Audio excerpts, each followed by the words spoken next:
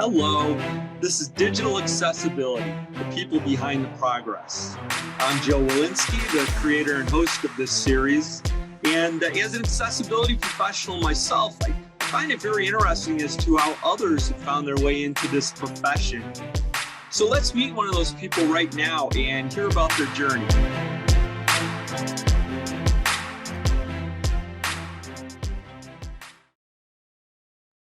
All right. Well, I'm Joe Walensky back with another episode where I have the great time and honor of meeting with an accessibility practitioner. And today I am visiting with Sarah Horton. Hello, Sarah. How are you today?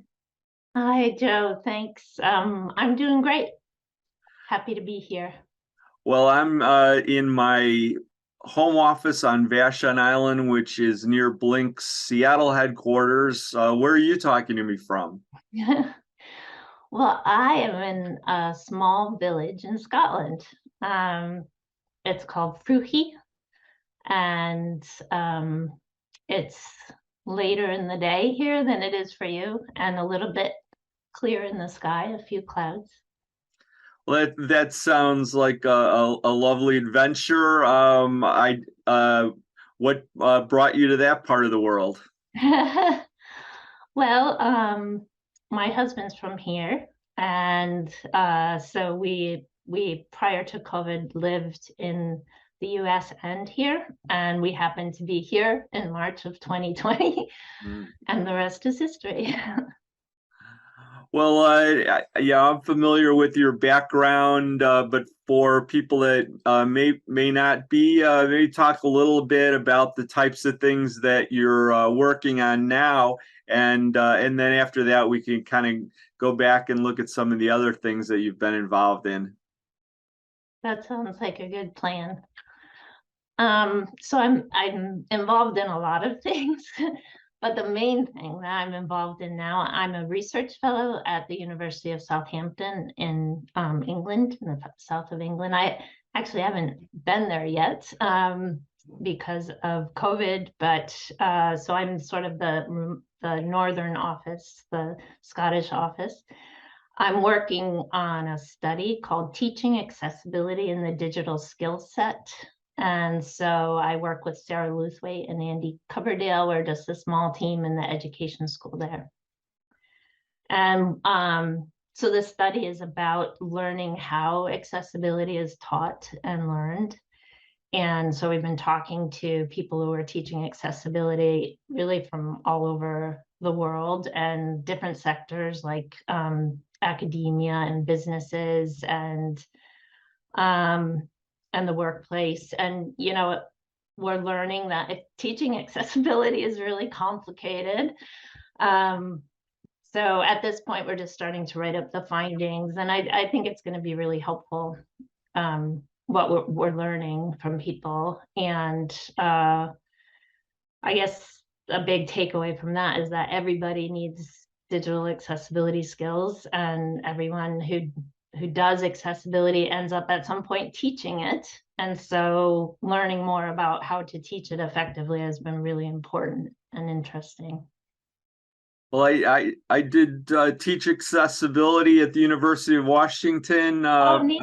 They had a course on the campus in Tacoma. But one of the themes of this podcast is that accessibility hasn't traditionally until now been a part of foundational skills that people would find at the university level, and that's starting to change. Which is great, but so this feeds right into that theme, and hopefully we'll see more and more programs developed for accessibility in the education system. Absolutely. Yeah, it's really key to moving forward and making progress. Well, going right into that theme, a lot of people have come into accessibility from a lot of different directions, and so maybe take us back into your work life, live life, and tell me how you first were exposed to accessibility and started to think about that as a place that you could have as a profession. That's great. Yeah, it was fun preparing for talking to you today. I did sort of walk back through memory lane, and I appreciate the opportunity to share that with you. I think I'll have to start like back when I started working in tech, which was back before there was a web, and I was at the Yale Center for Advanced Instructional Media working on CD-ROMs, and that controlled laser discs. And it was very, very cutting edge at the time. But I had gone to school to be a classical musician, and that doesn't put food on your table. So at least not for most of us who try. So from that point on, I worked at universities. And I worked in instructional technology, and then the web came along, and I took the skills that I had learned from the CD-ROM, supercard, hypercard world, and was able to sort of translate into working on the web. And I spent quite a few years working in academic computing at Dartmouth, and then I moved into being the web director there. And sort of along the way, I had some really great opportunities, and one of them was to start working with my previous colleague and co-author Pat Lynch on Web Style Guide, which is a book that's been around since the web was born, essentially. Pat wrote the first version of that shortly after the web became. And I worked with him from the second edition on that book. And we've done 4 editions of that, which is very cool. The last one was in 2016. But how that relates to accessibility at a certain point. So I was doing a lot of design, and I was sort of a thought leader, an accidental thought leader, and at a certain point, sort of, I think it was the early 2000s, I started working in accessibility. And for that story, I get to mention a wonderful person from the accessibility community, Joe O'Connor. And I might cry because we miss and love him very much. So Accessible Joe invited me to present at a conference in Monterey, the New Media Centers conference. And he asked me to talk about accessibility. And I said yes, but I knew absolutely nothing about it. I think that was probably the first that I really learned about it. So I had to learn really fast. And I really liked what I learned. And then later that year, I went to another workshop. That time it was at Amherst College in Massachusetts. And there was a presenter. His name is Gerald Neufeld, and he was there sharing his experiences as a blind person using technology and going to school and going to Harvard Law School and all, and sort of contrasting his pre-digital experiences with his current digital experiences. And, he was just such a great presenter and put accessibility into a context that was very meaningful, and help me see that how enabling technology can be when it's designed right. So it was kind of between Joe and Gerald that I got really hooked on accessibility.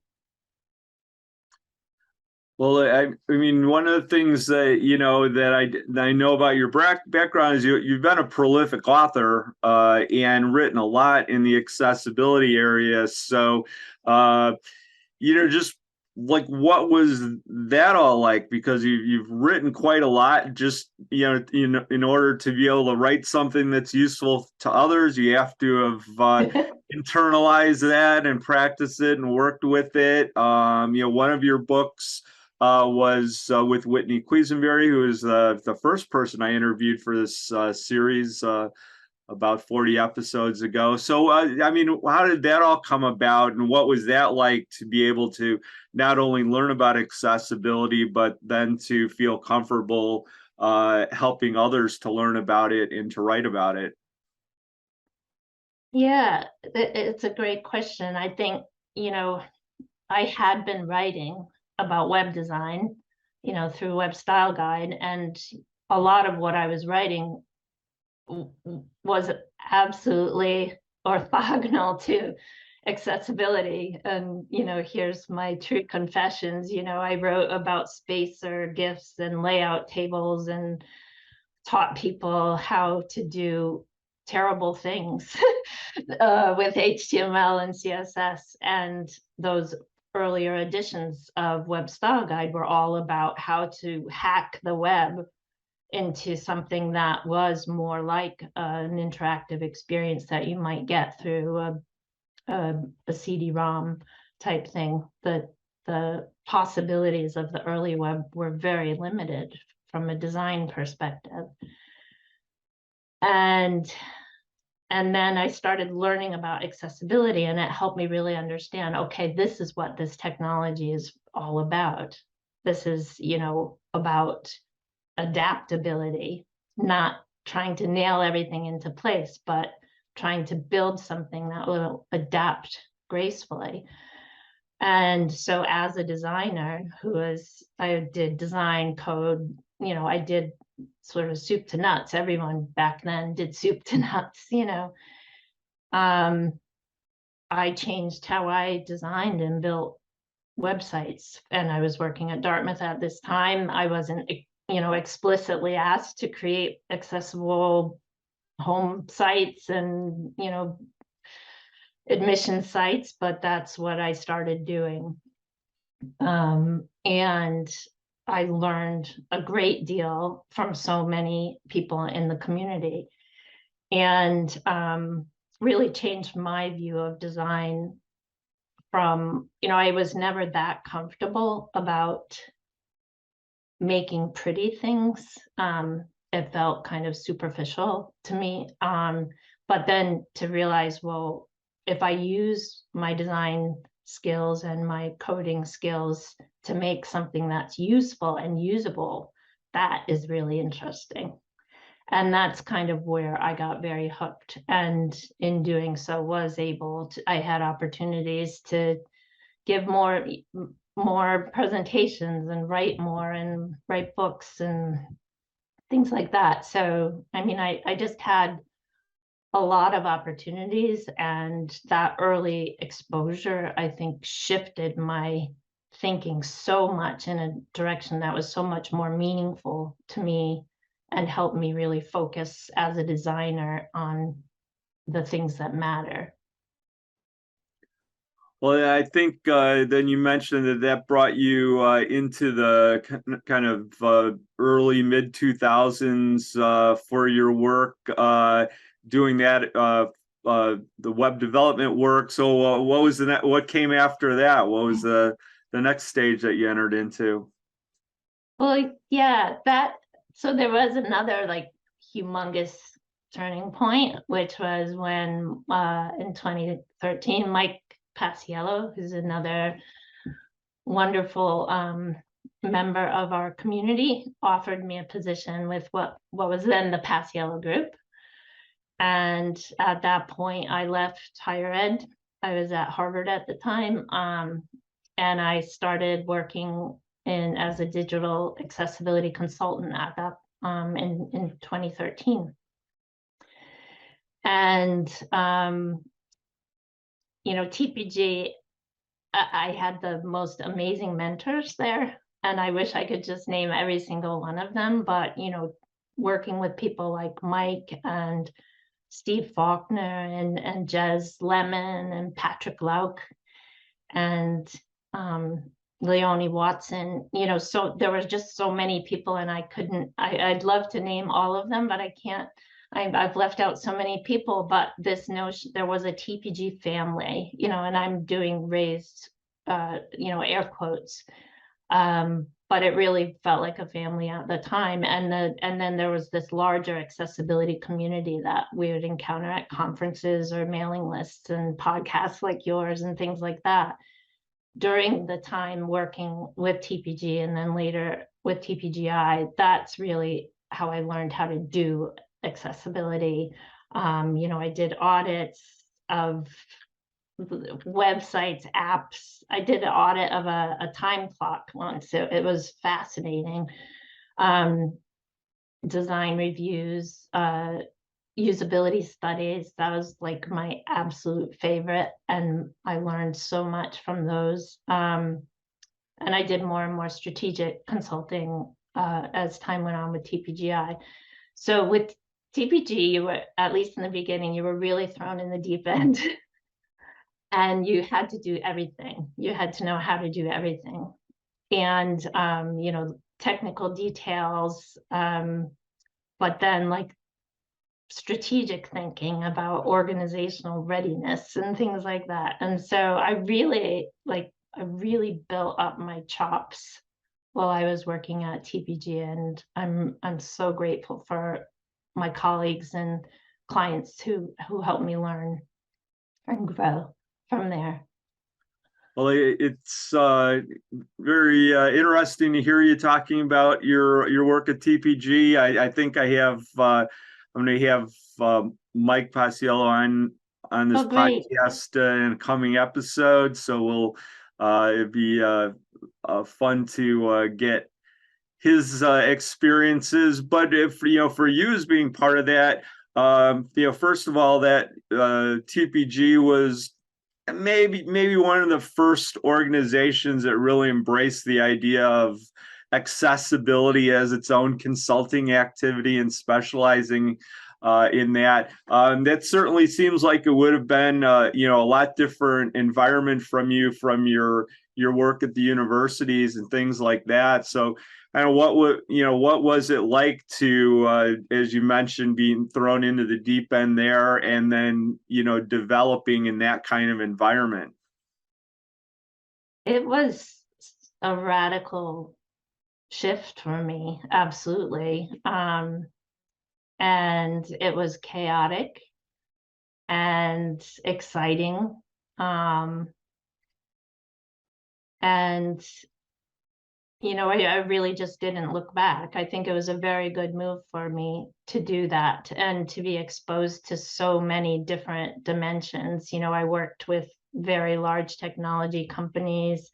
I worked for small local, governments. I just had this breadth of experience that I wasn't experiencing within the very protected higher education community. And the particular schools that I worked at were all elite, universities. So it was a pretty radical change. And as I said, it took me some while. Took me a while to take the leap, because it is kind of a safe environment working in academia. But I'm really glad that I did it, and my life has changed so much as a result of it. Everything changed. And then was there another transition that brought you to what you're doing today with to your university work? Yeah. Yeah, I know. I keep sort of reinventing myself, because now I'm back in academia, but as a researcher. And prior to this, I was sort of supporting the academic and research mission of these institutions. And now I'm doing the research, but it's accessibility research. And so that experience that I had working so many years with so many different organizations and seeing teaching accessibility in so many different contexts and doing it myself and being taught and mentored and by my peers and colleagues, I am bringing all of that experience to this project. And so while I sort of I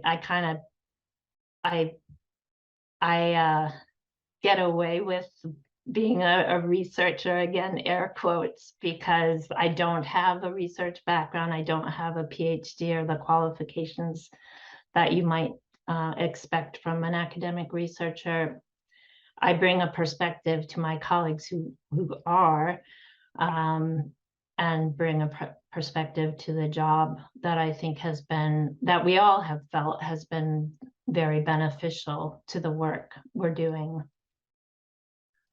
Well, it would be good to hear a little bit, maybe if you have some insights about things for the future. I know I started with accessibility in 1998, so like 24 Oh, years ago. But it wasn't, my full-time work for, for a long time.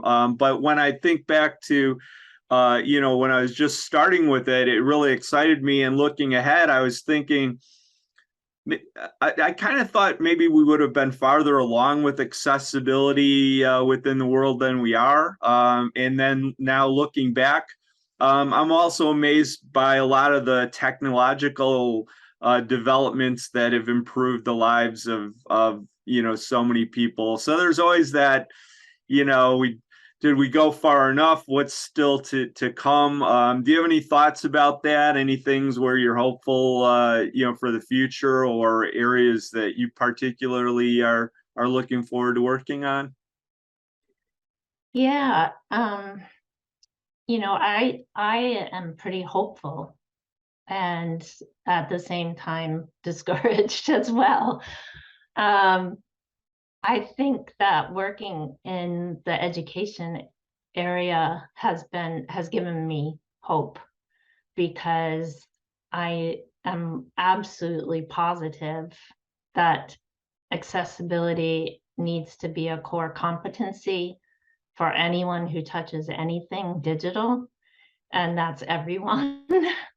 um, at least those who are fortunate enough to be on the near side of the digital divide. And so having this focus on accessibility education, or digital accessibility education, and seeing progress in areas like program accreditation and standard programs for computer science, and then all of the things like these peer learning opportunities like you and I are engaged in right now.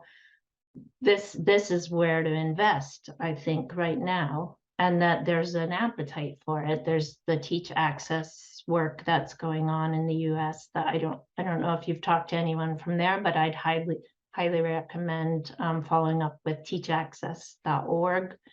There's a lot of attention being paid now to education and raising awareness and building competency. And the other area that I feel hopeful about is the other area that I've been doing a lot of work in, with standards, because and they're intricately tied, because we need to be able to teach the standards or requirements. I like to think of them as requirements, design requirements, technical requirements, as a way of specifying how to build accessible technology, making those teachable so that people can learn them and adopt those requirements and practices. And so I'm working on the WCAG 3, the new next generation accessibility guidelines work, but I think the guidelines that we have are pretty darn good.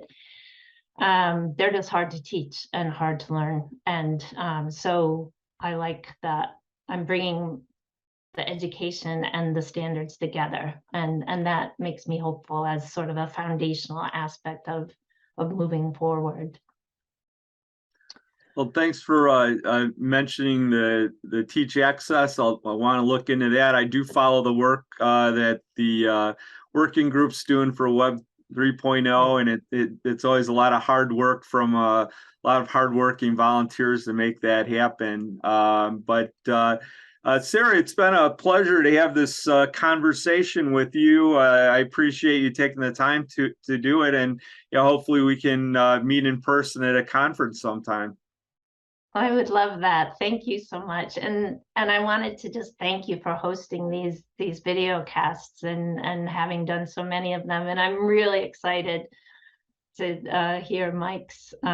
He's going to upstage me totally. I know that. No. But it's been All really great fun talking to you. right. Well, thank you very much. Bye, Sarah. Thanks. Bye-bye.